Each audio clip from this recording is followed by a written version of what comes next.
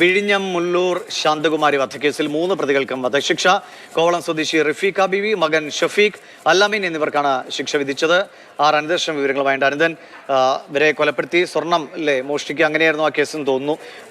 എങ്ങനെയാണ് കോടതി വിധി പറഞ്ഞത്? എന്തൊക്കെ കാര്യങ്ങൾ ഇവർക്കെതിരായി വന്നു? ദിവിഷ്, നെയ്യാറ്റിൻകര ജില്ലാ അഡീഷണൽ സെഷൻസ് കോടതിയാണ് കേസിൽ ശിക്ഷാവിധി പ്രഖ്യാപിച്ചത്. 3 പ്രതികൾക്കും വധശിക്ഷ ആണ് പ്രഖ്യാപിച്ചത്. തിരുവനന്തപുരം വിഴിഞ്ഞം മുല്ലൂർ ശാന്തകുമാരി വധക്കേസിൽ പ്രതികളായ ഷഫീഖ, അവരുടെ കൂടെ താമസിച്ചിരുന്ന അല്ലമീൻ, ഷഫീഖയുടെ മകൻ ഷഫീഖ് എന്നിവർക്കാണ് ഈ കൊലക്കേസിൽ വധശിക്ഷ വിധിക്കപ്പെട്ടിരിക്കുന്നത്.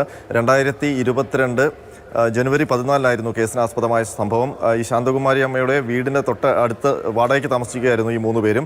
ഇവർ ശാന്തകുമാരിയെ അവരുടെ വാടക വീട്ടിലേക്ക് വിളിച്ചു വരുത്തി. അതിനുശേഷം കഴുത്ത് മുറുക്കുകയും പിന്നീട് തലയ്ക്ക് ചുറ്റികൊണ്ട് അടിച്ച് കൊലപ്പെടുത്തുകയായിരുന്നു. സ്വർണ്ണാഭരണങ്ങൾ കൈക്കലാക്കി മൃതദേഹം ഈ വീടിൻ്റെ ആസ്പെറ്റോസ് ഷീറ്റിനടിയിൽ ഒളിപ്പിച്ചു വെച്ചു. അതിനുശേഷം ഇവർ അവിടെ നിന്ന് ഒളിവിൽ പോയി.